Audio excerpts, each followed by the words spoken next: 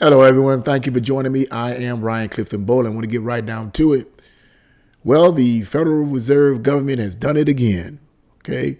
You may be asking, what am I talking about? Well, according to the Department of Treasury, they're trying to put parameters in place to basically regulate cryptocurrency. Now, I'm for the first to admit that I am not much familiar with cryptocurrency. I had a friend of mine or a coworker of mine on my job who's no longer working with us now. He's been blessed to do another job, but anyway, and he began to share the concepts of cryptocurrency with me. Basically, it's currency that the government don't have control over so far. But basically, what this article in the Epoch Times is saying is that the government, the Federal Treasury Department, wants to put parameters in place to warn us and protect us people about the risk of cryptocurrency. Okay, I have something to say about that. But what I'm going to do, I'm going to read this article from the Epoch Times. It's a relatively short article. So I'm going to read this article from the Epoch Times, and I'm going to give you my detailed opinion. Now let's begin. The article is entitled, U.S. Treasury Launches Campaign to Educate Public About Crypto Risk. The U.S. Treasury Department is launching an initiative to raise awareness about the risk of investing in cryptocurrencies as the digital asset moves from the fringes of the financial system to the mainstream, a top official said. Right then and there, you know something's not right. It's moving to the mainstream. In other words, it's moving away from the big guys. Come on, man.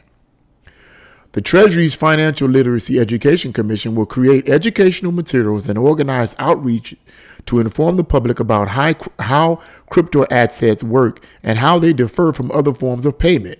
No kidding. People already know that.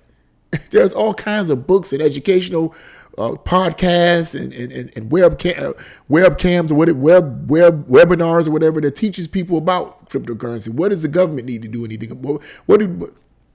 I'm going to get into that. Populations that have limited access to mainstream financial services is a key group the Treasury will look to reach. Nellis Lange, Treasury Undersecretary for Domestic Finance, said in an interview, "We're hearing more and more about investors and households who are purchasing crypto assets, and we recognize the complexity of how some of these assets operate," Lange said. It felt like this is an area also where more education and more awareness could be helpful. Really?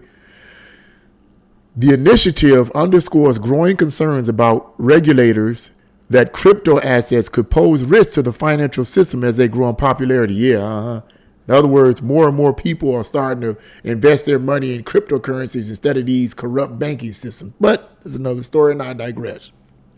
The value of cryptocurrencies surged. Get this now. Watch this. You listening? The value of cryptocurrencies surged past $3 trillion last year. That's trillion with a T. Surged past $3 trillion last year, with approximately 14% of Americans invested in digital assets as of 2021, according to University of Chicago research. Companies like Crypto.com and FTX are helping to drive mainstream adoption with flashy marketing campaigns featuring celebrities and athletes, including at this year's Super Bowl. The Treasurer's Education Unit comprises 20 different agencies, including the Securities and Exchange Commission. Its chair, Gary Gensler, last year called the crypto industry the, quote, the Wild West of finance, ripe with fraud, scams, and abuse. While the Biden administration and many lawmakers believe a regulatory framework is needed for digital assets, they have yet to agree on one. While crypto does present risk, the Treasury is also conscious it could offer benefits, such as improving cross-border payments, something that would benefit them, including improving cross-border payments or bolstering financial inclusion, said Lane. We're just trying to raise awareness without trying to stomp out new technology and new innovation, she said. And that completes that article right there. Cow chips. That's what I like to say about that. That's a bunch of nonsense. But let's get right into it. First of all, flat out back, and I said this in the introduction to this video, I am not very familiar with cryptocurrency. I haven't invested in any cryptocurrency. I don't know much about it. I've, downloaded, purchased a couple of ebooks, 2 or 3 ebooks in reference to cryptocurrencies on my, what do you call that? The Amazon thing. What do you call that? Kindle, on my Kindle. I've downloaded purchased about 2 or 3 books on cryptocurrency, and every now and then I may read, but for the most part, I'm not totally familiar with it.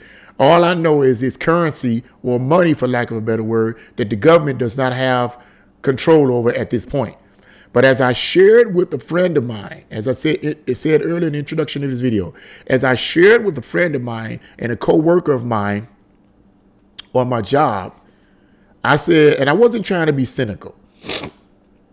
Because I got a little runny nose there. I wasn't trying to be cynical. I wasn't trying to be negative. There's always ways out. But I also told him, I said, look, man, don't think for once that the government is not going to try to jump on this. All this money going around, this crypto money, and they can't get a hold of it. Don't think for once they're not going to try to jump on this. And my predictions was right. They actually are trying to jump on it. And what I found out in studying and reading was that they have been trying to jump on it for quite some time, ever since the early 2000s. So this whole cryptocurrency thing is not new. It's been going on for a while. It's just that the government has not been able to get anything in place to actually take control of it. What the government wants is control of this. $3 trillion. $3 trillion as of 2028. $3 trillion with a T. That's a lot of money that the government doesn't have a hold of. So there, unfortunately, I hate to say, but those who are into the cryptocurrency, you might want to find some other way of how to deal with it, because the government is going to try to regulate it and control it. I hate to say. Now, the question leads to, is there corruption in the cryptocurrency, as the article states, as this individual Lang states that there's corruption and so forth in it and so forth. I'm pretty sure it is. But there's corruption in every institution. There's corruption in the government. You know, it's interesting to me how government officials and politicians try to pose, and these bureaucrats and government officials try to pose as the great arbiters of morality, when they're more immoral than anybody else. If you do any inkling of research about the history of people in government who want to control your lives, you'd find out that they always screw everything up. The housing boom of 2008, when we had the housing boom, or the housing crash, of 2008. What I found out is that Thomas Sowell said that the reason for, economist Thomas Sowell, I'm pretty sure some of you know him, said that the reason for that was because of the government mandating these banks to loan money to people who couldn't afford a home. But because in the name of equality, trying to bring equality to everyone, the government said, well, you need to loan these people money. They're being turned down from these bank loans, and you need to loan them money because you're discriminating against them because they're black. So now loan them money. Okay, you loan these people money, they don't have any assets, any collateral. You loan them money, they can't pay back the loan. Now there was a big house, a big, whatever they call it, housing crash. Thank God for the great arbiters of moral superiority, the government, because of their mandates. Go out throughout history, and people in the government, when they try to mandate things on particular systems and so forth, it always ends up messed up. We, the people, always suffer because of people in the government who have twisted minds, who want to control your life. And what I see here in this so-called regulating the cryptocurrency, whatever, is I see the government trying to step in and take control of it. $3 trillion is just way too much money for them not to have their hands in it, their little grubby hands in it.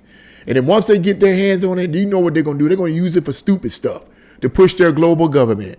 But I just wanted to bring that out. I mean, not trying to be cynical, people, but I seen that a mile away. When I read the title of that article and began to read further, I was like, oh man, I already know. I had been saying this to my coworker several years ago, that this is what the federal government is going to try to do. And lo and behold, they're trying to do it. They're trying their best to do it. Now, like I said before, yes, there's corruption in it. There is corruption. I'm pretty sure there's all kinds of corruption. There's corruption on the internet. There's corruption in the church. There's corruption in sports. There's corruption there's corruption in boxing. Boxing is corrupted.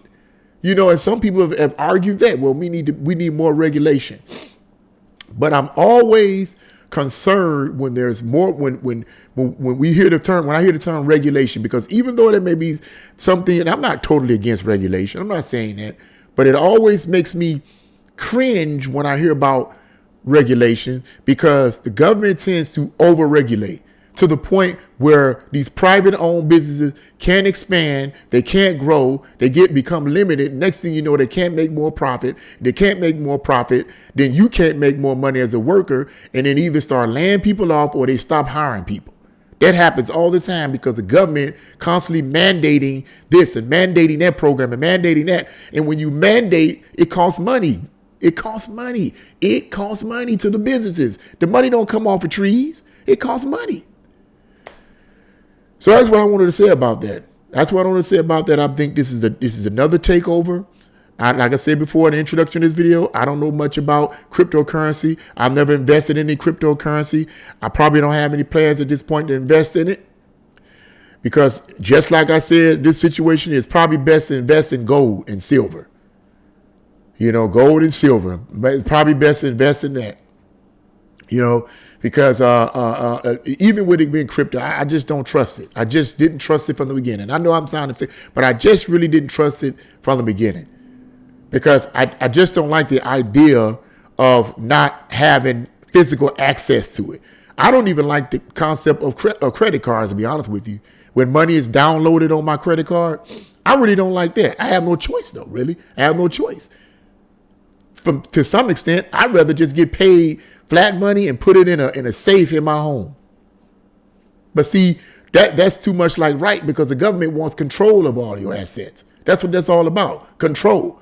You could take your own money and put it in a bank somewhere, put it in a safe somewhere in your home. But they don't want that. They want to control all of that. But see, as I said before, I always had a kind of a problem about that, about you know, money being put on my credit card and so forth. I have no choice, but I have to deal with it because that's the way it's set up. But I always had kind of a problem with it simply because it's not tangible. I can't get a hold of it. Now, somebody be saying, well, you can go ahead and withdraw the money out. Yes. But what if there's a crash? What if the government decides, hey, I don't want you to get your money out? You've blabbermouthing too much. They can't do that, you know. And in places like Europe and Greece, they have done stuff like that. So I'm just saying, you know. But what do you guys think about this article? What do you think about this cryptocurrency thing? What do you think about this idea that the state treasury or whatever, the Treasury Department is coming after this cryptocurrency to inform people and educate people? Do you think that's a red flag? I think it's a red flag. I think it's a red flag. I think it's something that the government is trying to control, because all these, not all of them, but a lot of these government officials and politicians in government want control. That's what they want. So that's where I stand on that. What do you guys think? Leave your comments in the comment section below. If you like this video, press the like button, share this video, and subscribe. God bless you all, and see you again.